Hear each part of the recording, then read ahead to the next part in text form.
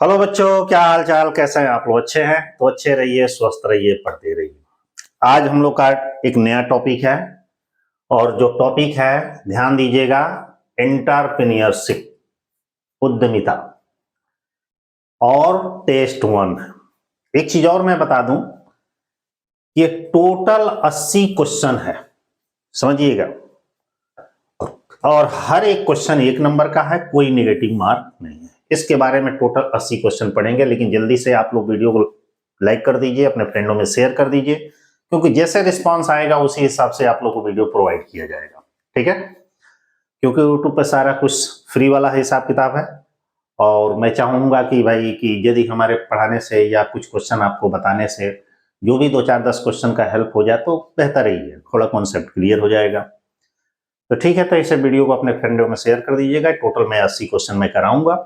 आइए पढ़ते हैं, सीधे काम की बात। फर्स्ट क्वेश्चन हमारा दिया गया है कि एक उद्यमी जिसके पास व्यवसाय के स्वामित्व का कोई पूर्वानुभव नहीं है, मतलब पूछ रहा है कि एक ऐसा इंटरप्रेन्योर, एक ऐसा उद्यमी जिसका पहले से व्यवसाय के बारे में कोई जानकारी नहीं है, अनुभव नहीं है, तो उसे कौन सा उद्यमी कहा जाता है? ऑप्शन क्या है? नौसिखिया उद्यमी, अनुकरणीय उद्यमी, पोर्टफोलियो उद्यमी, उपयुक्त एक से अधिक, इनमें से कोई नहीं। सही ऑप्शन इसमें है नौसिखिया। नाम से ही स्पष्ट है, जिसका व्यवसाय का पूर्व कोई अनुभव नहीं है, उसे नौसिखिया नहीं कहा जाएगा। आगे बढ़ते हैं।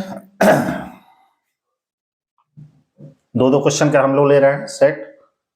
ठीक है,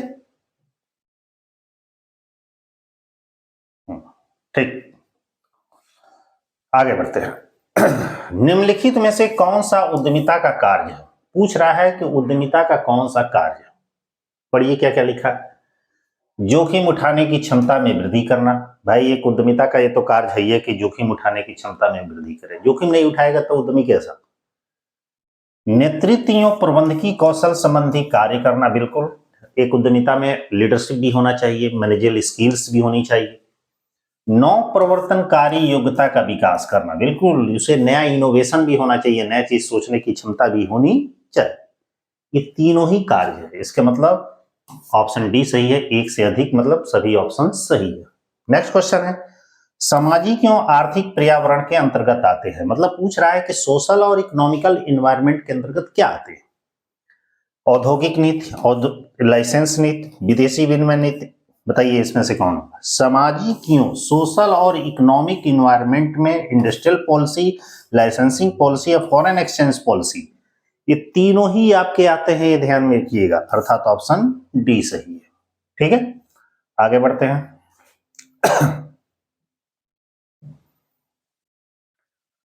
अगला हमारा क्वेश्चन है कि निम्नलिखित में से कौन से सामाजिक घटक को उद्यमिता प्रभावित नहीं करती? पूछ रहा है कि नीचे कुछ ऑप्शंस दिए गए हैं, इसमें से किस फैक्टर को, मतलब और वो भी कौन सा फैक्टर? सामाजिक फैक्टर, सोशल फैक्टर को उद्यमिता प्रभावित नहीं करती। समाज से रिलेटेड सामाजिक परिवर्तन, सामाजिक संचेतना, विदेशी निवेश नीति, एक से अधिक इनमें से कोई नहीं। नाम से ही स्पष्ट है कि किसको उद्यमिता प्रभावित नहीं करती है। ध्यान दीजिएगा, सामाजिक घटक पूछ रहा है। सामाजिक परिवर्तन होता है वो सोशल फैक्टर्स है। सामाजिक संचेतना है, ये भी सोशल फैक्टर है। विदेश निवेश नीति, ध्यान दीजिएगा, फॉरेन इन्वेस्टमेंट पॉलिसी, ये भी एक सामाजिक संचेतना है कि नहीं? कैसे नहीं है? अब कैसे है? जब हम किसी देश में निवेश करेंगे या कोई हमारे यहां निवेश करेगा तो हमारा जो सोशल जो इन्वायरमेंट होगा वो बेहतर होगा, तभी इन्वेस्टमेंट करेंगे। हम किसी को पैसा दे या कोई हमको पैसा दे, तो जब तक हमारा सोशल मतलब अच्छा नहीं होगा, फैक्टर अच्छा नहीं होगा, तब तक नहीं होगा। तो अर्थात कोई कह रहा है प्रभावित नहीं करती है, तो भाई सब प्रभावित करते हैं, तो इनमें से कोई नहीं ऑप्शन होगा, ऑप्शन ई सही। अगला क्वेश्चन है, भारत में उद्यमिता विकास कार्यक्रम है। बताइए भारत में, इंडिया में जो एंटरप्रेन्योर डेवलपमेंट प्रोग्राम है ये क्या है? आवश्यक है, अनावश्यक है, समय की बर्बादी है, एक से अधिक? ये तो बहुत सिंपल क्वेश्चन है, हर जगह आपको मिल जाएगा। आवश्यक है। सारे हार्ड ही क्वेश्चन नहीं रहेंगे, कुछ आसान भी रहेंगे। देखिए एक पेज इधर उधर हुआ है, इस पे आते हैं। अगला है उद्यमी का परिचय परियोजना रिपोर्ट के किस चरण में आता है। पूछ रहा है उद्यमी का इंट्रोडक्शन, जो प्रोजेक्ट रिपोर्ट हम तैयार करते हैं, ये किस स्टेप में आता है। सामाजिक परियोजना के विवरण में, सामान्य सूचना में, बाजार का सामर्थ्य और विश्लेषण में, उपयुक्त से अधिक। बताइए, उद्यमी का जो इंट्रोडक्शन है ये सामान्य मतलब जनरल इंफॉर्मेशन में हमारा ये आता है। ठीक है, तो इसमें से कौन सा ऑप्शन सही है? बी ऑप्शन सही है।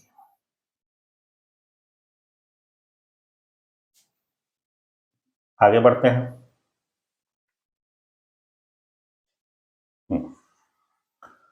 अगला क्वेश्चन है मांग एवं आपूर्ति की स्थिति का विश्लेषण परियोजना रिपोर्ट के किस चरण में होता है। मतलब डिमांड और सप्लाई का जो सिचुएशन है प्रोजेक्ट रिपोर्ट तैयार करते समय किस स्टेज में होता है। बताइए, फटाफट बताइए कौन सा ऑप्शन होगा।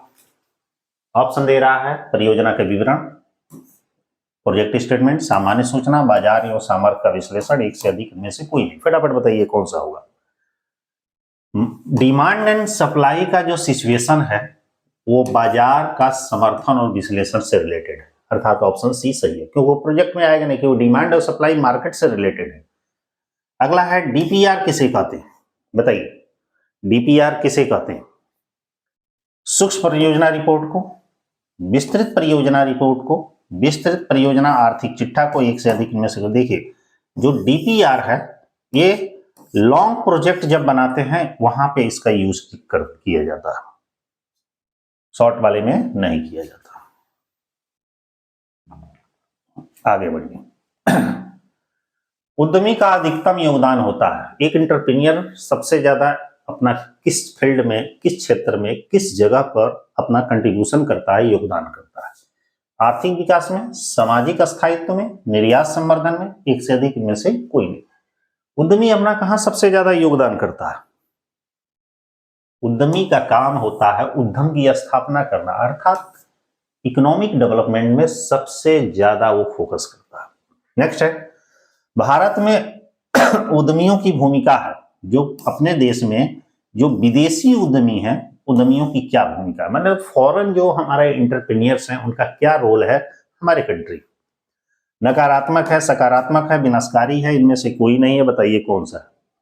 तो भाई सकारात्मक है, क्योंकि फॉरेन के बहुत सारे इंटरप्रेन्योर जो हैं, उद्यमी ऐसे हैं जो अपने यहाँ कंट्रीब्यूशन करते हैं, योगदान देते हैं, उनका काफी रोल होता है।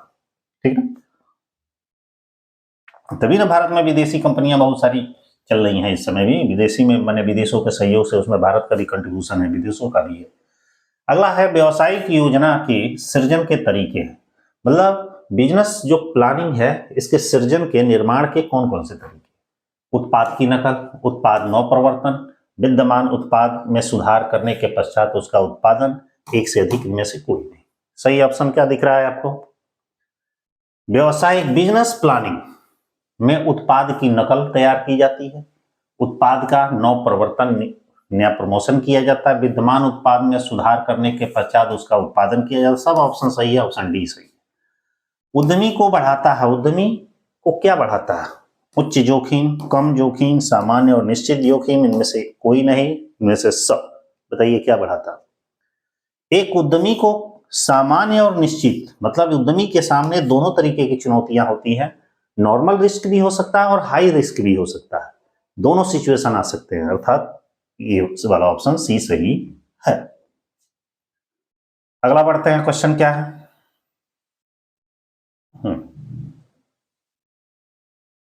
थोड़ा सा इसको जूम कर लें ताकि पूरा क्वेश्चन आए। अगला क्वेश्चन है कि निम्नलिखित में से कौन सा राजनीतिक प्रशासन है। निम्न में से कौन सा राजनीतिक मतलब पॉलिटिकल एडमिनिस्ट्रेशन है जिसे किल्वी एक व्यक्ति का नाम है, उद्यमी के रूप में वर्णित करता है और पक्ष में उसके नहीं। मैंने पूछ रहा है कौन सा राजनीतिक प्रशासन है जिसे किल्वी उद्यमी के रूप में वर्णित करता है। वर्णित तो करता है लेकिन फेवर में नहीं। संगठन में मानवीय संबंधों का प्रबंधन, नए उत्पादों को उत्पादन में लाना, ग्राहक आपूर्ति के संबंधों का प्रबंधन, एक से अधिक इनमें से कोई नहीं। बताइए कौन सा ऑप्शन होगा। जो किलवी महोदय हैं ये उद्यमी के मतलब पॉलिटिकल एडमिनिस्ट्रेशन को उद्यमी के रूप में वर्णित करते हैं, लेकिन इसमें से एक पॉइंट ऐसा है जिसके वो फेवर में नहीं है। देखिए, संगठन में मानवीय संबंधों का प्रबंधन, जब एक उद्यमी उद्यम की स्थापना करता है और उसमें पॉलिटिकल एडमिनिस्ट्रेशन को ध्यान में रखा जाता है तो संगठन का निर्माण होता है, उसमें ह्यूमन रिलेशन का मैनेजमेंट किया जाता है। किसमें? राजनीति। ग्राहक आपूर्ति संबंधों का प्रबंधन, इसमें भी पॉलिटिकल एडमिनिस्ट्रेशन का यूज होता है, लेकिन नए उत्पादों के उत्पादन में लाना ये कहीं से भी इसमें इन्वॉल्व नहीं है, अर्थात ऑप्शन बी सही होगा। नेक्स्ट क्वेश्चन है हमारा कि उस व्यक्ति को क्या कहते हैं, उस व्यक्ति को क्या कहते हैं जो उपक्रम की स्थापना करने की सोचता है। उस व्यक्ति को हम क्या कहते हैं जो नया उपक्रम स्थापित करने के लिए सोचता है तथा उपक्रम को स्थापित करने का निर्णय लेता है तथा उसको स्थापित करने का डिसीजन लेता है। आयातक, निर्यातक, प्रवर्तक, एक से अधिक में से कोई नहीं। जल्दी जल्दी बताइए, ये तो सभी लोग जानते होंगे, बहुत सिंपल है। उसको प्रमोटर बोला जाता है कि एक ऐसा व्यक्ति जो उपक्रम स्थापित करने के लिए सोचता है और स्थापित करने का निर्णय भी लेता है, तो जो ऐसा फाउंडेशन का काम करता है वो हमारा प्रमोटर होता है। कंपनी में भी पढ़े होंगे। अगला क्वेश्चन, निम्नलिखित में से कौन सी आर्थिक विकास की अवस्था है? बताइए, इसमें से आर्थिक विकास की अवस्था कौन सी है? परंपरावादी अवस्था, आत्मस्फूर्ति से पूर्व की अवस्था, आत्मस्फूर्ति की अवस्था, एक से अधिक, इनमें से कोई नहीं। ध्यान दीजिएगा, इकोनॉमिक डेवलपमेंट की अवस्था हमारा पहले से जो ट्रेडिशनल चल रहा था वो भी है। वो भी का मतलब है पहले वाला भी है। ट्रेडिशनल का मतलब प्राचीन काल में था। आत्मस्फूर्ति, जब हम अपने जीने के लिए, आत्म विकास की अवस्था, वो भी केवल पैसे के लिए काम किया जाता था। आत्मस्फूर्ति, जब हम अपने लाइफ को मतलब सही तरीके से चलाने के लिए, मतलब ये तीनों ही सिचुएशन ऐसे हैं जो इकोनॉमिक डेवलपमेंट से रिलेटेड है, क्योंकि एक के बाद एक इकोनॉमिक डेवलपमेंट हुआ है। पहला हमारा ये अवस्था, फिर ये अवस्था, फिर ये अवस्था, ऐसे बढ़ते बढ़ते आज आधुनिक युग है। तो इनमें से एक से अधिक, ऑप्शन डी सही। एक उद्यमी को उसके उद्यम के संबंध में एक पेशेवर परामर्शदाता द्वारा किसी समस्या के समाधान हेतु दिया गया परामर्श कहलाता है। ध्यान से समझिएगा, एक उद्यमी को उसके उद्यम के संबंध में, मतलब एक उद्यमी को, एक व्यक्ति को जो उसका उद्यम है, कारोबार है, के संबंध में पेशेवर परामर्शदाता मतलब प्रोफेशनल कंसल्टेंट द्वारा किसी समस्या के समाधान हेतु दिया गया परामर्श, मतलब किसी प्रॉब्लम को सॉल्व करने के लिए जो कंसल्टेंट सलाह दिया गया, उसको क्या कहा जाता है? उद्यमिता परामर्श, शैक्षणिक परामर्श, चिकित्सीय परामर्श, एक से अधिक में से कोई नहीं। बताइए कौन सा दिया गया? भाई नाम से ही स्पष्ट है, उद्यमिता परामर्श। उद्यमी को परामर्श दिया गया उद्यम से रिलेटेड, तो उद्यमिता परामर्श। इसमें बस इतना ही ध्यान दीजिएगा कि जो उससे रिलेटेड हो, क्वेश्चन में ही उसका आंसर छिपा रहता है। लघु उद्योग विषय है। बताइए, लघु उद्योग किस चीज का विषय है? स्थानीय सरकार का, केंद्र सरकार का, राज्य सरकार का? बहुत ही सिंपल क्वेश्चन है भाई। जो स्मॉल स्केल इंडस्ट्री है वो हमारे राज्य सरकार का। भारत की बेरोजगारी की समस्या का समाधान निहित है, मतलब इंडिया में जो अनएम्प्लॉयमेंट प्रॉब्लम है, ठीक ना, एम्प्लॉयमेंट प्रॉब्लम है, उसका समाधान निहित है कुटीर उद्योगों में, बड़े उद्योगों में, लघु उद्योगों में, एक से अधिक में से कोई नहीं। बताइए, भारत में बेरोजगारी की समस्या का निदान किससे किया जा सकता है? लघु उद्योगों से। जो स्मॉल स्केल इंडस्ट्री है, इसमें सबसे ज्यादा भारत के लोग अपने कारोबार में लगे हुए हैं, चाहे वो किसी भी सेक्टर्स के हो। अगला क्वेश्चन है, कुछ ऊपर कुछ नीचे। छोटे व्यवसाय पैदा करने में सहायक है। छोटे बिजनेस पैदा करने में, माने बनाने में सहायक क्या है? अधिक रोजगार, आर्थिक मजबूती, उपरोक्त दोनों, भ्रष्टाचार, इनमें से कोई नहीं। बताइए, छोटे व्यवसाय पैदा करने में सहायक क्या होता है? अधिक रोजगार और आर्थिक मजबूती, मतलब ऑप्शन सी सही है, माने ये दोनों ही ऑप्शन सही है। आगे बढ़ते हैं, अगला क्वेश्चन देखते हैं क्या है। अगला क्वेश्चन हमारा कह रहा है कि ऐसा उद्योग जिसे कच्चा माल या अर्धनिर्मित माल को पक्के माल में परिवर्तित किया जाए उस उद्योग को क्या कहा जाता है। मैंने कहने का मतलब है कि ये हमारा रॉ मटेरियल है, रॉ मटेरियल से हम वर्क इन प्रोग्रेस में चल रहे हैं, फिर इसके बाद फिनिश गुड्स में इसे कन्वर्ट कर दे। इस प्रोसेस को क्या कहते हैं? निष्कर्षण, रचनात्मक, निर्माणी, एक से अधिक, इनमें से कोई नहीं। बताइए कौन सा होगा? तो भाई रचनात्मक। रचनात्मक में क्या होता है? पहले उसका स्ट्रक्चर तैयार करेंगे। निर्माण करना माने रचना, नया आकार, जैसे भवन है। तो रॉ मटेरियल, उसके लिए अब ये काम शुरू हो जाएगा, फिर एक समय आएगा पूरा फिनिशिंग, डेंट पेंट वगैरह देके इसमें ये बन जाएगा।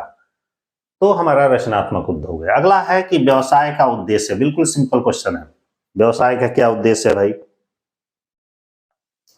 सेवा का उद्देश्य, लाभ का उद्देश्य, लाभ तथा सेवा दोनों का उद्देश्य। ऑप्शन यही है। बिजनेस इस पर्पज से होता है कि उसमें लाभ भी हो और लोगों में सेवा की भावना भी हो।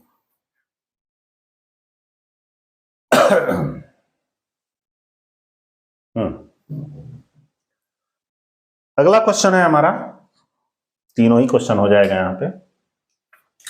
व्यवसायिक जोखिम का अर्थ है, बिजनेस रिस्क क्या है? बिजनेस रिस्क क्या है बताइए? हानि होने की संभावना, सरकारी कर, न्यूनतम व्यापार। इनमें से किसमें बिजनेस रिस्क माना जाता है? बताइए, ध्यान दीजिएगा।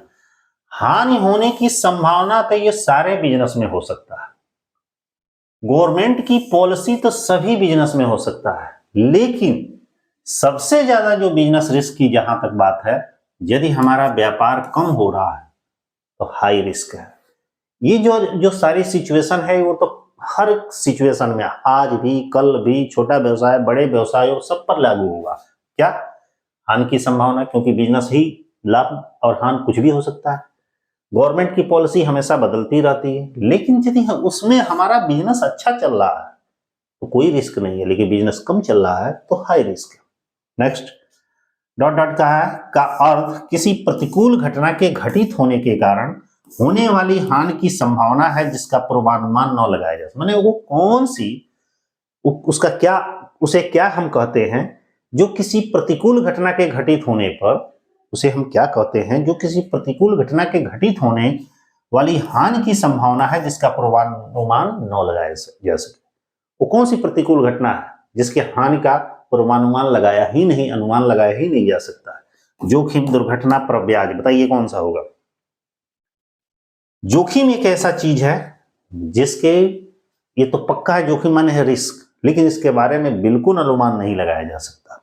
एक और क्वेश्चन इसी से, प्रेरित करने का अर्थ है, प्रेरित करने मतलब मोटिवेशन, इसका नाम ही स्पष्ट है, अंग्रेजी मोटिवेशन। एक चीज आप लोगों को बता दें कि एग्जाम में, थोड़ा सा इसको और ऊपर कर दें,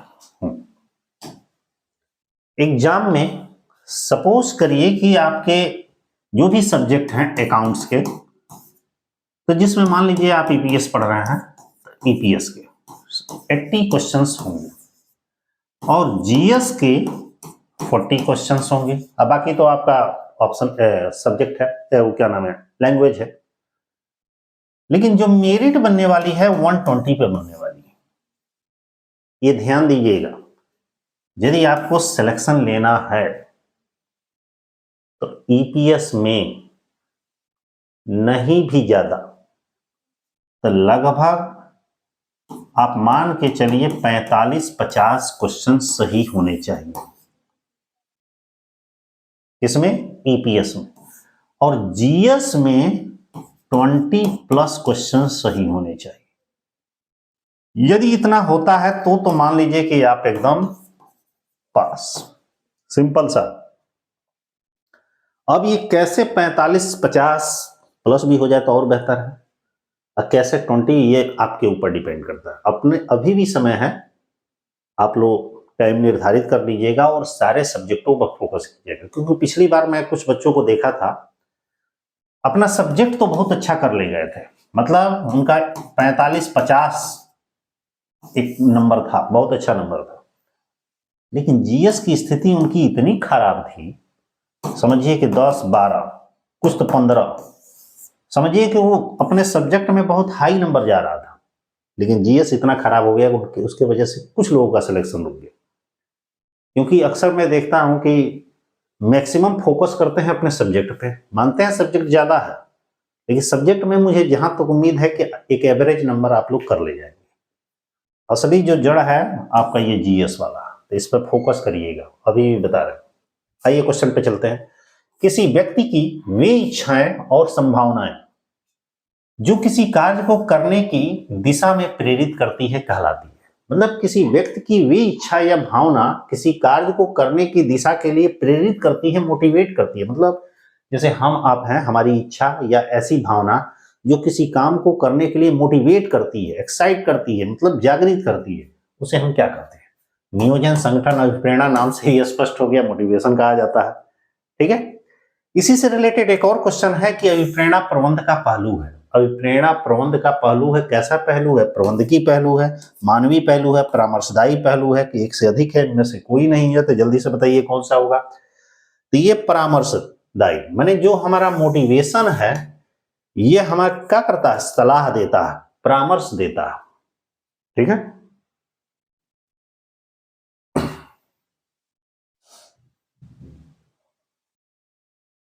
थोड़ा बड़ा कर दे, आप लोग को दिख नहीं रहा होगा, अब दिख रहा है। निम्नलिखित में से कौन सा अधिकार उपभोक्ता संरक्षण अधिनियम 1986 द्वारा प्रदान नहीं किया गया? पूछ रहा है वो कौन सा राइट है जो कंज्यूमर प्रोटेक्शन एक्ट 1986 के द्वारा प्रदान नहीं किया गया। बताइए वो कौन सा राइट है? सूचना का अधिकार, सूचित किए जाने का अधिकार, चयन का अधिकार। बताइए उपभोक्ता संरक्षण अधिनियम 1986 द्वारा कौन सा अधिकार प्रदान नहीं किया गया? सुरक्षा का अधिकार, सूचित किए जाने का अधिकार, चयन का अधिकार। तो कहने का मतलब है कि यहां प्रदान नहीं किया गया है, नहीं पूछा जा रहा। कौन सा ऑप्शन सही होगा? कंज्यूमर प्रोटेक्शन एक्ट के अंतर्गत आदमी को सुरक्षा का भी अधिकार प्राप्त है, किसी को सूचित करने का भी है और वस्तुओं को सेलेक्ट करने का भी है ना? लेकिन प्रतिस्थापन का अधिकार ये नहीं दिया गया, तो ऑप्शन बी हमारा सही होगा। आगे बढ़ते हैं। उपभोक्ता संरक्षण अधिनियम 2019 के प्रावधान मुख्यतः है, ध्यान दीजिएगा, यही हमारा कंज्यूमर प्रोटेक्शन एक्ट पहले वाला 1986 है, ये भी पूछा जा सकता है। नया अभी हाल ही में जो कंज्यूमर प्रोटेक्शन एक्ट बना है वो 2019 है। पूछ रहा है कि इसके प्रावधान मुख्यतः है दंडात्मक, निषेधात्मक, क्षतिपूरक, एक से अधिक, इनमें से कोई नहीं। बताइए कौन सा है? क्षतिपूरक, मतलब उसके हर्जाना देने का उसे अधिकार है।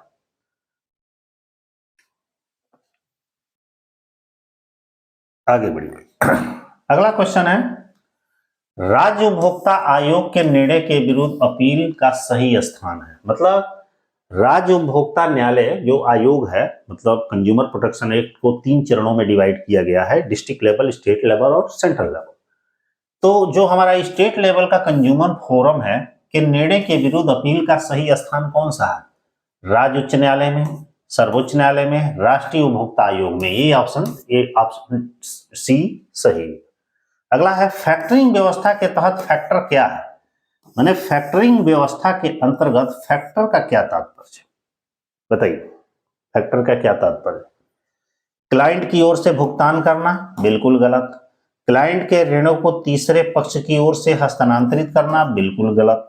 क्लाइंट के ऋणों या प्राप्य खातों का संग्रह करना, यही सही है। माने क्लाइंट के ऋण या प्राप्य खातों का संग्रह करना, यह हमारा फैक्टरिंग व्यवस्था। आगे बढ़ते हैं। निम्नलिखित में से कौन सा वित्त का आंतरिक स्रोत है? मतलब फाइनेंस का इंटरनल सोर्स क्या है? माने संस्था के अंदर का। बैंक ऋण, जोखिम पूंजी, पुनर्विनियोजन, एक से अधिक। बताइए कौन सा होगा? 31 नंबर। बहुत सिंपल क्वेश्चन है। इंटरनल सोर्स पूछ रहा है, बताइए इंटरनल सोर्स कौन सा है?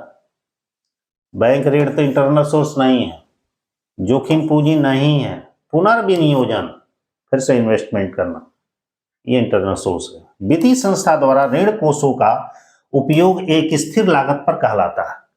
कह रहा है वित्तीय संस्था द्वारा माने किसी फाइनेंशियल इंस्टीट्यूट द्वारा ऋण कोषों का उपयोग, जो हमारा फंड है, ऋण लोन फंड है, उसका उपयोग एक स्थिर लागत पर कहलाता है। क्या कहलाता है भाई?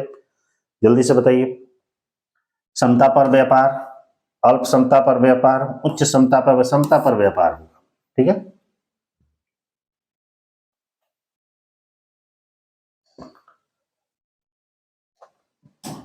अगला क्वेश्चन है साहसी का मूल कर्तव्य। जो साहसी है मतलब एंटरप्रेन्योर है, उसका मूल कर्तव्य क्या है? मुनाफा वसूली करना? बिल्कुल नहीं। कर की चोरी करना? बिल्कुल नहीं। पर्यावरण प्रदूषण करना? बिल्कुल नहीं। एक से अधिक? बिल्कुल नहीं। ई ऑप्शन सही है। अगला है एक सफल उद्यमी के गुणों में शामिल नहीं है। मतलब एक अच्छा उद्यमी के कौन सा गुण इसमें शामिल नहीं है? आत्मविश्वास और नेतृत्व क्षमता। पढ़िए, बताइए कौन सा होगा? आत्मविश्वास और नेतृत्व क्षमता ये है। कुशल पर्यवेक्षण ये भी है। प्रबंध क्षेत्र का विशेषज्ञ, ये कोई जरूरी नहीं है कि एक सफल उद्यमी का उस क्षेत्र का विशेषज्ञ होना चाहिए, विशेषज्ञ नहीं है तो भी हो सकता है। अगला है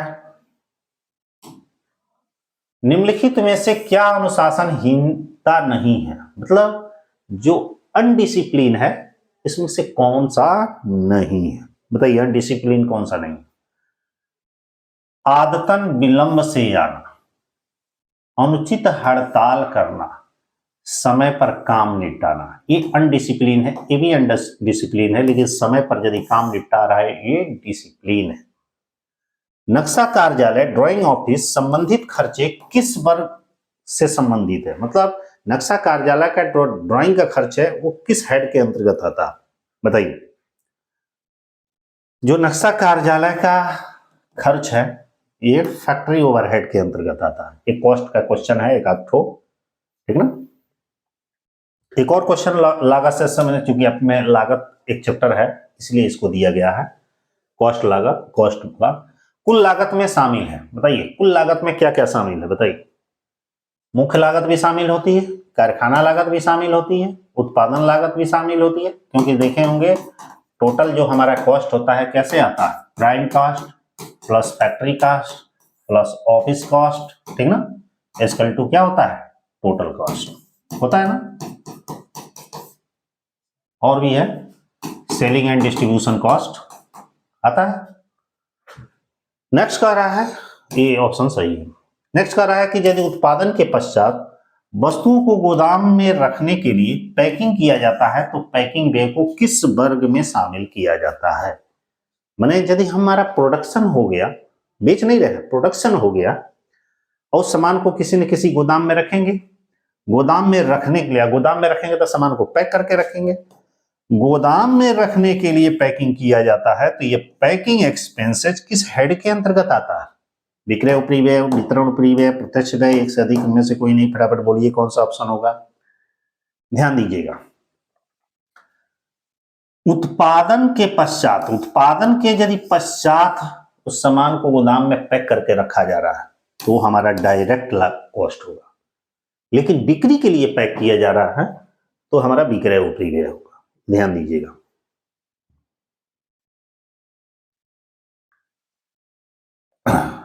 थर्टी 39 है निम्नलिखित में से कौन सा वाक्य उद्यमिता की विशेषता नहीं? कुछ वाक्य लिखे हैं, वर्ड लिखे हैं, पूछा जा रहा है उद्यमिता की विशेषता नहीं। बताइए कौन सी उद्यमिता की विशेषता नहीं है भाई?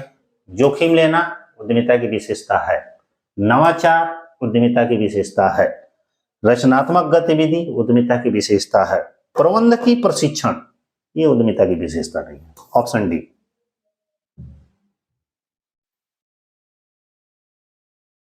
आगे बढ़ते हैं। यदि उत्पत्ति छोटे पैमाने पर करनी हो, मतलब प्रोडक्शन छोटे लेवल पर करना हो, तो व्यवसायिक संगठन का कौन सा स्वरूप उपयुक्त रहेगा? भाई एकाकी व्यापार कंपनी, साझेदारी, एकाकीयन रहेगा। साझेदारी में साझेदारों की अधिकतम संख्या होनी चाहिए। कितनी होनी चाहिए भाई? 50 बहुत है, बहुत है। ऑप्शन के हिसाब से 50 बहुत, ठीक है। नेक्स्ट 42, परियोजना तैयार की जाती है। बताइए परियोजना कौन तैयार करता है भाई? प्रवर्तकों द्वारा, प्रबंधकों द्वारा, उद्यमी द्वारा, सबके द्वारा तैयार किया जाता है। प्रोजेक्ट जो है, जो हमारा प्रोजेक्ट है, ये कौन तैयार कर सकता है? प्रमोटर भी कर सकता है, मैनेजर भी कर सकता है, उद्यमी भी कर सकता है। नेक्स्ट क्वेश्चन, परियोजना पहचान की आवश्यकता होती है। जो प्रोजेक्ट है उसकी पहचान की आवश्यकता कब होती है, कैसे होती है? बताइए।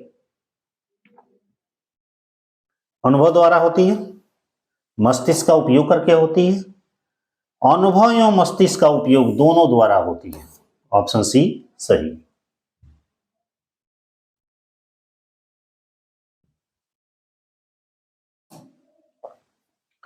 अर्थव्यवस्था में उद्यमी का महत्व निम्नलिखित कारण से है। इकोनॉमिक में पूछ रहा है उद्यमी का महत्व किन कारणों से है। क्वेश्चन पढ़िए, इकोनॉमिक जोन में पूछ रहा है। बताइए क्या होगा? रोजगार के अवसरों का सृजन करना, बिल्कुल सही। अर्थव्यवस्था में उद्यमी का महत्व क्यों? क्योंकि वो रोजगार के अवसर में वृद्धि करता है। संसाधनों का कुशल उपयोग करना, एक उद्यमी ही है जितने भी हमारे रिसोर्सेस होते हैं उसका सही ढंग से इस्तेमाल करता है, जिससे हमारी इकोनॉमी बढ़ती है। नवाचार करना, कुछ नया करता है, उसके वजह से भी इकोनॉमी बढ़ती है। ऑप्शन डी सही है। साहसी किन चीजों का संगठक होता है? जो एक एंटरप्रेन्योर होता है वो किस चीज का संगठक होता है? श्रम, पूंजी, मशीन, सामग्री। श्रम, पूंजी, श्रम, मशीन, श्रम, एक से अधिक। पहला ही ऑप्शन सही है, जिसमें सब आ जा रहा है। ठीक है, आगे बढ़िए।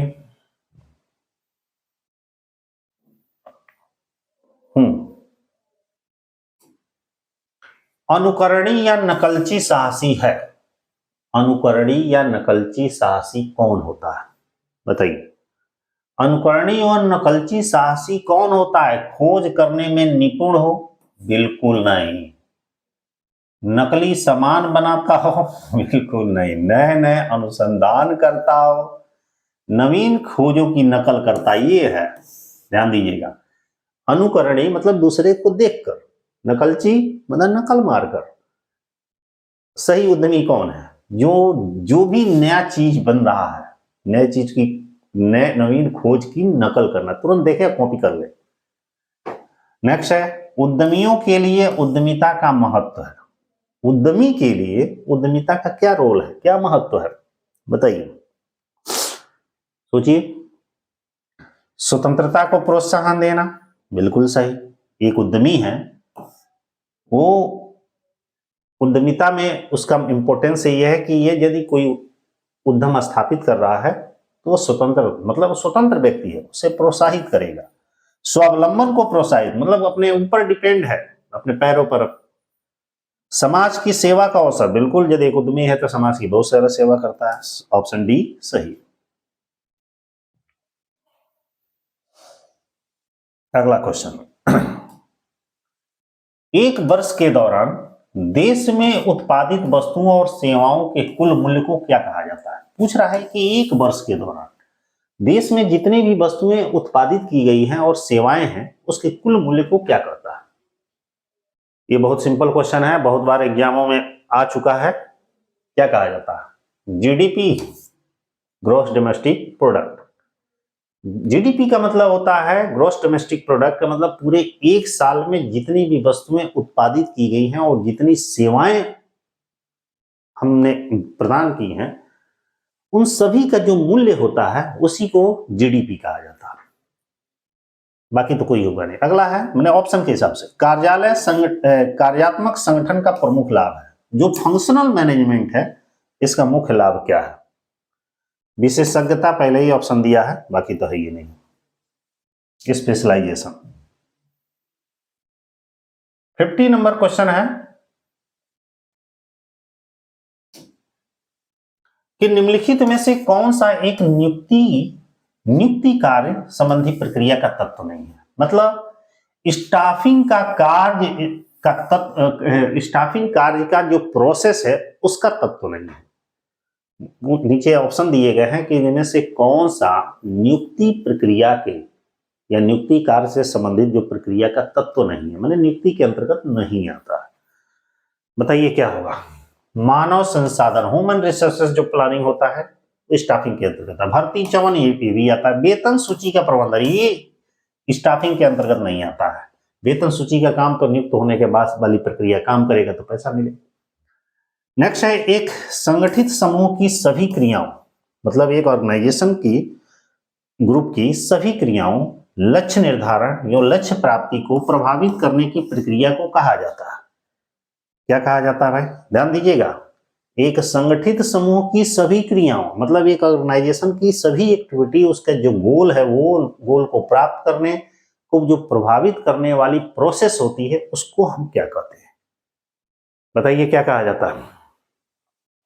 नियोजन, नियंत्रण, नेतृत्व, एक से अधिक इनमें से कोई नहीं। क्या कहा जाएगा, लीडरशिप कहा जाता है। संगठित समूह की सभी क्रियाओं, लक्ष्य निर्धारण के लिए, लक्ष्य प्राप्ति को कैसे प्राप्त किया जा सकता है, अच्छे लीडरशिप से किया जा सकता है।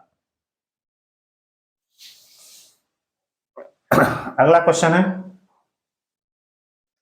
लाइन और स्टाफ इकाइयों के बीच प्रमुख भेद इनसे संबंधित होता है। लाइन और स्टाफ, जैसे ऑर्गेनाइजेशन के कई मतलब फंक्शन होते हैं, पार्ट हैं, टाइप्स हैं, उसमें लाइन और स्टाफ ऑर्गेनाइजेशन है। बताइए कौन से पार्ट होते हैं इसमें। लाइन और स्टाफ में, लाइन मतलब होता है कि ऊपर से आदेश नीचे की तरफ प्रवाहित होता है, और स्टाफ का मतलब होता है कि उसमें सहायता करता है। संसाधनों की मात्रा का उपयोग करने के लिए प्रत्येक की मिली हुई अनुमति, ये गलत है। फर्म के लक्ष्य से उनके कामों का जुड़ाव, बाहरी दुनिया से उनका जुड़ाव, ये गलत। ये ऑप्शन बी सही है।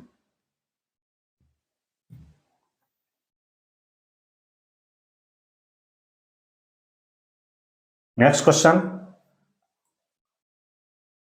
किसी संगठन के भीतर कार्य इकाइयों या समूहों के गठन के माध्यम से श्रम विभाजन को कहते हैं। किसी संगठन के भीतर कार्य इकाइयों या समूहों के गठन के माध्यम से श्रम विभाजन को क्या कहा जाता है। बताइए क्या कहा जाता है। नियंत्रण ना, क्षैतिज विशिष्टीकरण कहा जाता है। लंबवत विशिष्टीकरण भी नहीं होता है, ऑप्शन बी सही है। नेक्स्ट क्वेश्चन है पूर्व निर्धारित सीमाओं के भीतर क्रियाओं और उत्पादों को रखने के लिए उपयोग किए जाने वाले तंत्र के समूह को कहा जाता है। पूर्व निर्धारित, पहले से जो प्लानिंग हमारी है उसके लिमिटेशन के अंतर्गत जो हमारी एक्टिविटीज होती है उसके उत्पादन के रखने के लिए उपयोग किए जाने वाले तंत्र समूह को हम क्या कहते हैं। काफी लंबा है। समन्वय तो कहते नहीं है भाई, नियंत्रण ही कहा जाएगा। लिखा है पूर्व निर्धारित, पहले से प्लान करके जो हमारी एक्टिविटी है, उत्पादन है, उसको कंट्रोल करने या उसके जो तंत्र है, मशीन है, रोकने, ठीक ना, कि प्रक्रिया को हम नियंत्रण कहते हैं। अगला क्वेश्चन है, ये स्टैटिस्टिक्स का क्वेश्चन है, एक दो इसमें मिलेगा। सहसंबंध गुणांक एक माप है। कोरिलेशन, नाम सुने होंगे, बीकॉम में पढ़े होंगे स्टैटिस्टिक्स में। कोरिलेशन गुणांक एक माप है। कोरिलेशन गुणांक किस प्रकार का माप है। सहसंबंध गुणांक का मतलब ये होता है कि x चर और y चर के बीच जब हम संबंधों को ज्ञात करते हैं कि इन दोनों चरों में क्या रिलेशन है, ठीक ना, उसी को हम सहसंबंध कहा जाता है। लेकिन अब गुणांक के बारे में पूछ रहा है तो कह रहा है कि दो चरों के मध्य संबंध, यदि इतने का, ये इतने का अर्थ हो गया, इस हिसाब से चूंकि इसमें गुणांक भी पूछ रहा है, दो चरों के मध्य रेखी संबंध को ही हम क्या कहते हैं, सहसंबंध गुणांक कहा जाता है। इन दो चरों के मध्य पाए जाने वाले जो संबंध है उसको हम कहते हैं सहसंबंध। लेकिन इन दोनों चरों के मध्य यदि रेखी संबंध पाया जाता है, रेखी संबंध पाया जाता है तो उसे सहसंबंध गुणांक बोलते हैं। ठीक ना, कोएफिशिएंट वेरिएंस। नेक्स्ट क्वेश्चन है, व्यावसायिक इकाई के प्रारूप का चयन करते समय ध्यान देने योग्य घटक है। मतलब किसी व्यावसायिक इकाई का प्रारूप का जब सिलेक्शन करते हैं उस समय ध्यान देने योग्य वाले कौन से फैक्टर हैं, कौन से तत्व हैं, बताइए कौन सा होगा। सुगम स्थापना, दायित्व, पूंजी की मात्रा। व्यावसायिक इकाई की चयन जब करेंगे तो व्यवसाय की स्थापना भी सरल होनी चाहिए, दायित्व भी होनी चाहिए, पूंजी की मात्रा भी होनी चाहिए। ऑप्शन डी सही है, ठीक है ना, तीनों ही होने चाहिए। आगे बढ़ते हैं। संचालन अनुपात क्या है? संचालन अनुपात किस तरीके का अनुपात है, ध्यान दीजिएगा। लाभदायकता अनुपात, क्रियाशीलता अनुपात, शोधन क्षमता अनुपात। बताइए संचालन अनुपात कौन सा अनुपात है? लाभदायकता अनुपात है, प्रॉफिटेबिलिटी रेशियो, ठीक ना। नेक्स्ट है, निम्नलिखित में से कौन सी कंपनी की एक विशेषता नहीं है? कंपनी की कौन सी विशेषता नहीं है, बताइए। कंपनी की कौन सी विशेषता नहीं है? गैर समामेलित संस्था। कंपनी भी कभी भी गैर समामेलित नहीं है। यदि गैर समामेलित है तो कंपनी है ही नहीं। शाश्वत उत्तराधिकार होता है, पृथक वैधानिक अस्तित्व होता है। पहला ही ऑप्शन सही है। नेक्स्ट है क्वेश्चन कि थोक व्यापारी मध्यस्थ के रूप में एक कड़ी। अब पूछ रहा है कि थोक व्यापारी जो है वो किस मध्यस्थ के रूप में कड़ी है, सीधा सा समझिए। सबसे पहले हमारा आता है निर्माता, निर्माता के बाद आता है थोक व्यापारी, इसके बाद आता है हमारा फुटकर व्यापारी, इसके बाद हमारा आता है उपभोक्ता। पता है ना, तो इसके बारे में पूछ रहा है ना, ये किनके बीच की कड़ी है? इनके और इनके बीच की कड़ी है ना। तो देखिए कहीं ऑप्शन दिया, निर्माता और फुटकर व्यापारी के, निर्माता और फुटकर व्यापारी के मध्य की कड़ी है, अर्थात ऑप्शन सी सही है।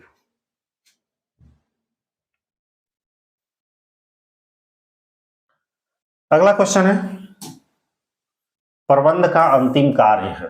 भाई तो सभी लोग जानते हैं, प्रबंध का फर्स्ट जो कार्य होगा ये तो सभी लोग जानते हैं, प्लानिंग होता है, और जो लास्ट कार्य होता है वो कंट्रोलिंग होता है ना, तो नियंत्रण है। निम्नलिखित में से कौन सा आदर्शतम चालू अनुपात है? आदर्शतम भाई 2:1। ध्यान दीजिएगा, यदि करंट रेशियो आइडियल पूछा तो 2:1, लिक्विड रेशियो पूछा, ठीक ना, current ratio, liquid 1:1, absolute liquid ratio पूछेगा तो 0.5:1 होगा, ठीक है ना। तो यहां करंट रेशियो पूछ रहा है, 2:1 होगा।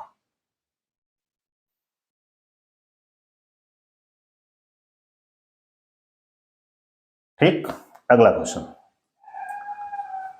पूछ रहा है कि कर्मचारियों की जिम्मेदारी की एक ऐसी व्यवस्था जिसमें किसी लेन देन के प्रत्येक पहलुओं को अभिलेखित किसी एक व्यक्ति द्वारा नहीं किया जा सकता कहलाता है। कर्मचारियों की जिम्मेदारी की एक ऐसी व्यवस्था जिसमें किसी लेन देन के प्रत्येक पहलुओं का अभिलेखन किसी एक व्यक्ति द्वारा नहीं किया जा सकता, उसे क्या कहते हैं? बताइए क्या कहा जाता? अंतरिम प्रशासन, आंतरिक रोकथाम, यही सही है। कर्मचारियों की जिम्मेदारी की ऐसी व्यवस्था जिसके प्रत्येक लेन के पहलुओं व लेन देनों द्वारा किसी एक व्यक्ति द्वारा नहीं किया जा सकता, वो आंतरिक रोकथाम ही ऐसी प्रणाली है जिसके द्वारा नहीं किया जा सकता। अगला है मौद्रिक नीति के उद्देश्य। मॉनेटरी पॉलिसी के क्या उद्देश्य है? कीमत स्थिरता, विनिमय स्थिरता, आर्थिक विकास, सब उद्देश्य है तीनों।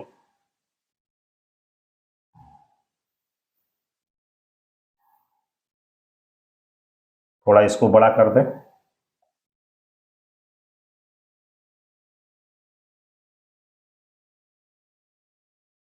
राजकोषीय नीति में सम्मिलित है। बताइए राजकोषीय नीति में क्या शामिल है? सार्वजनिक आय, सार्वजनिक व्यय, सार्वजनिक ऋण, तीनों शामिल है। नेक्स्ट है विक्रय मूल्य में वृद्धि होने पर, सपोज करिए कि यदि विक्रय मूल्य में हमारी वृद्धि होती है तो उस सिचुएशन में क्या होता है, बताइए। सम विच्छेद बिंदु पर कोई प्रभाव नहीं पड़ता है। सम विच्छेद बिंदु कम हो जाता है, हाँ बिल्कुल कम हो जाता है। सम विच्छेद बिंदु बढ़ जाता है, नहीं होता है। केवल सम विच्छेद बिंदु ब्रेक इवन पॉइंट कम हो जाता है वृद्धि होने पर, और घटने पर बढ़ जाता है।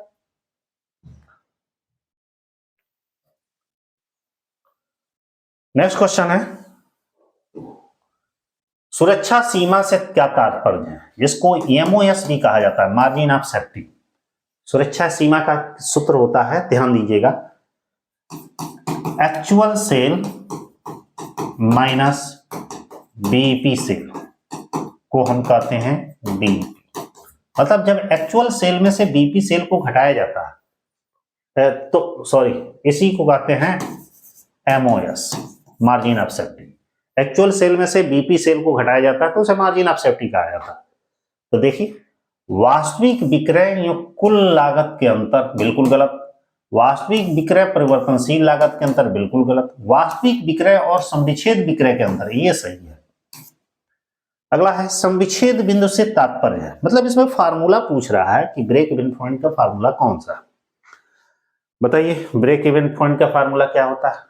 ब्रेक इवन पॉइंट के बहुत सारे फार्मूले होते हैं, लेकिन इसमें से जो ऑप्शन दिया है कौन सा फार्मूला, देखिएगा, बीपी का फार्मूला होता है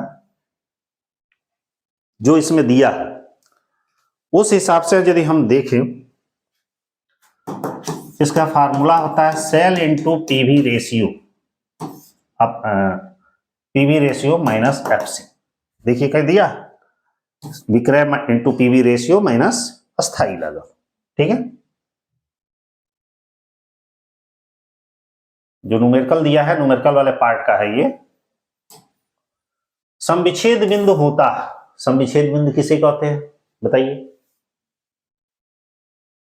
जहां कुल आगम कुल लागत के बराबर हो, उसी को ना ब्रेक इवन पॉइंट कहा जाता है। ब्रेक इवन पॉइंट क्या होता है कि जहां पर जो उत्पादक है न लाभ हो और न हानि हो, इस पॉइंट को हम क्या कहते हैं? बीईपी कहते हैं। मतलब जितनी हमारी आगम है उतने ही हमारा व्यय, एक्सपेंडिचर है।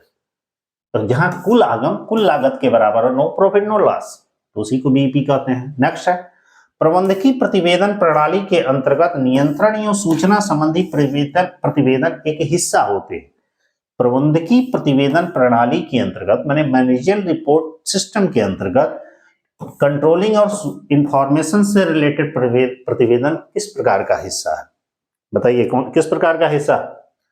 वित्तीय प्रतिवेदन का बिल्कुल नहीं, इसमें फाइनेंस से रिलेटेड है ये नहीं। परिचालन प्रतिवेदन का यही सही है, क्योंकि प्रबंधकीय प्रतिवेदन ऑपरेटिंग रिपोर्ट से रिलेटेड होता है। अगला है, समविच्छेद बिंदु पर अंशदान किसके बराबर होता है? ध्यान दीजिएगा, अंशदान माने कंट्रीब्यूशन। फार्मूला क्या होता है?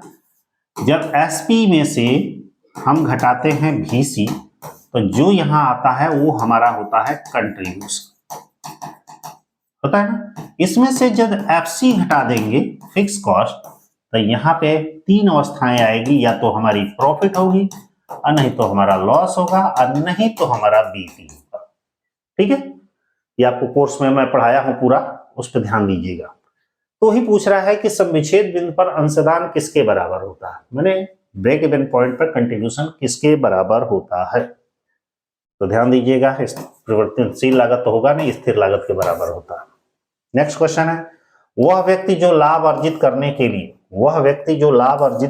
लिए माल अथवा सेवाओं को उत्पादित करने के लिए जोखिम उठाता है। मतलब एक ऐसा आदमी जो फायदा कमाने के लिए माल अथवा सेवाओं को उत्पादित करने का रिस्क उठाता है अपने ऊपर। हम सामान बनाएंगे, सर्विस देंगे, किस वजह से? प्रॉफिट अर्जित करें, तो उसे हम क्या कहते हैं? उद्यमी, व्यापारी, पेशेवर उद्यमी कहा जाता है।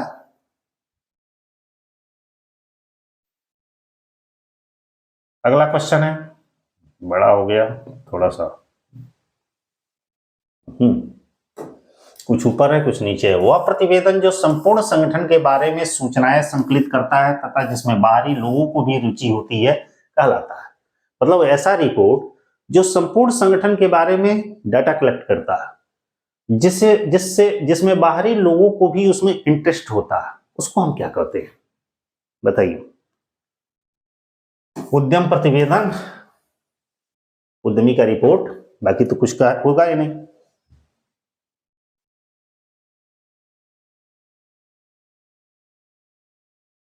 देखिए नेक्स्ट क्वेश्चन, छोटे उद्योगों के रूप में वर्गीकृत करने के लिए संयंत्र और मशीनरी में निवेश की सीमा क्या है?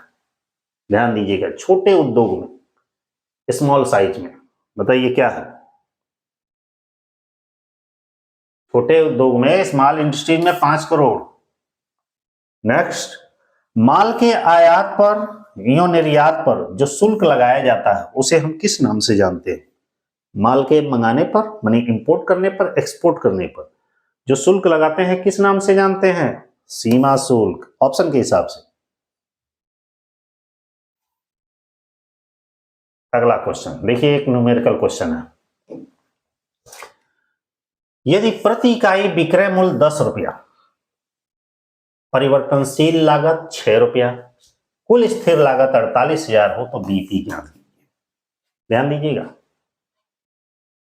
मैंने कह रहा है कि सेलिंग प्राइस पर यूनिट इतना, वेरिएबल कास्ट पर यूनिट इतना, फिक्स कॉस्ट 80,000, तो कैलकुलेट बीपी, ये पूछा जा रहा है।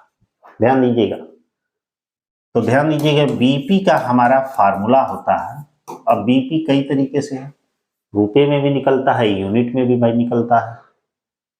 यदि हम इसको, बीपी का एक फार्मूला होता है FC upon SP minus VC, ये फार्मूला यदि यूज कर रहे हैं तो ये 48,000 फिक्स कॉस्ट है और सेलिंग प्राइस 10 रुपीज है, 6 रुपया वेरिएबल कास्ट है, तो 48,000 बटा 4 बराबर 4 एक करने 4, 4 दूनी 8, 12,000, ये क्या आ जाएगा? यूनिट्स आ जाएगा।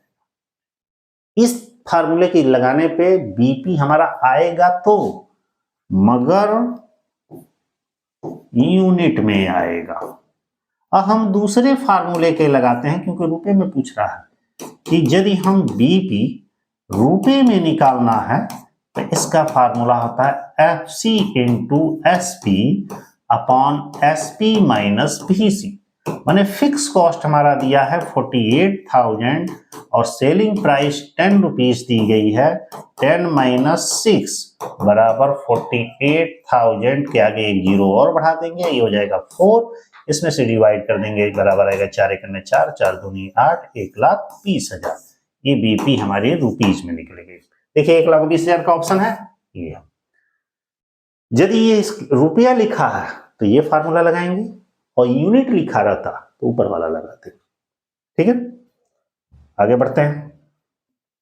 एक और क्वेश्चन है, थोड़ा इसको और छोटा करें। ये देखिए, लिखा है कि यदि एक फर्म का चालू अनुपात 2.5:1, मतलब पूछा जा रहा है कि current ratio equal to 2.5:1, working capital equal to 19,000। आपसे पूछ रहा है कि करंट लायबिलिटीज कैलकुलेट कीजिए। ठीक ना, निकालिए। वर्किंग कैपिटल का फार्मूला क्या है बताइए?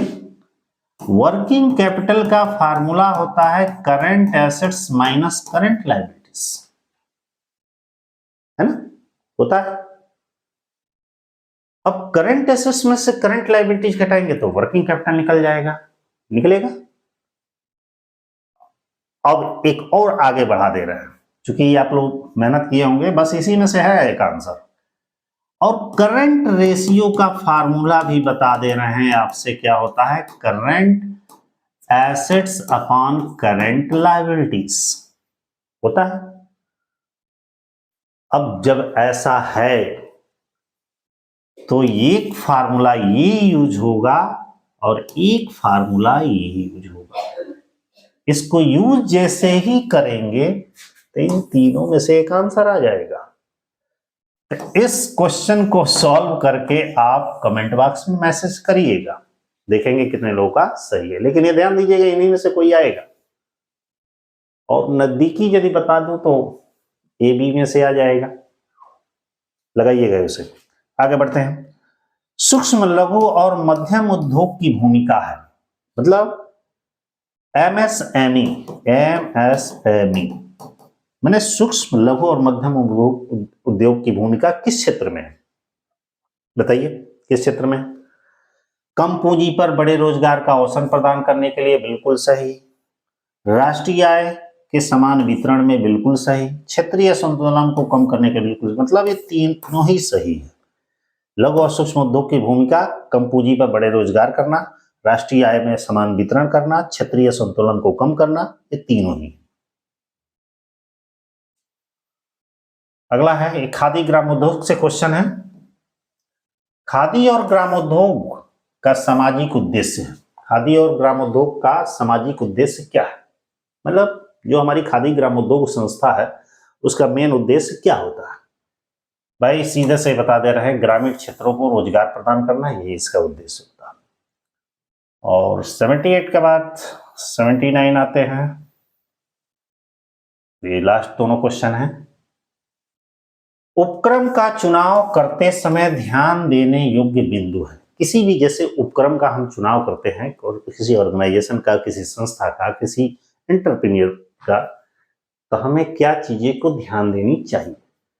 उत्पाद पर भी ध्यान देनी चाहिए, मार्केटिंग पर भी ध्यान देनी चाहिए, पूंजी की उपलब्धता पर भी ध्यान देनी चाहिए, तीनों पर ध्यान देना चाहिए। ऑप्शन डी सही।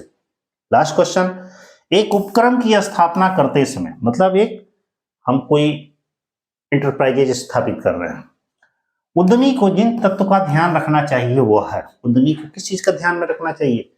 व्यवसाय का चयन ठीक होना चाहिए, इकाई का आकार छोटा बड़ा मझला कितना बड़ा होना चाहिए, वित्तीय संसाधन उसके लिए पूरा पैसा है कि नहीं है, मतलब सारे ऑप्शन सही।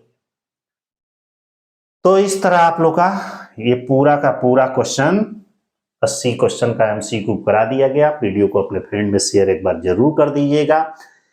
बहुत सारे बच्चे हमसे पढ़ भी रहे हैं, जिन बच्चों को पढ़ना होगा वो सीधे प्ले स्टोर पर जाएंगे। ध्यान दीजिएगा, प्ले स्टोर पर जाएंगे और उसमें BR कॉमर्स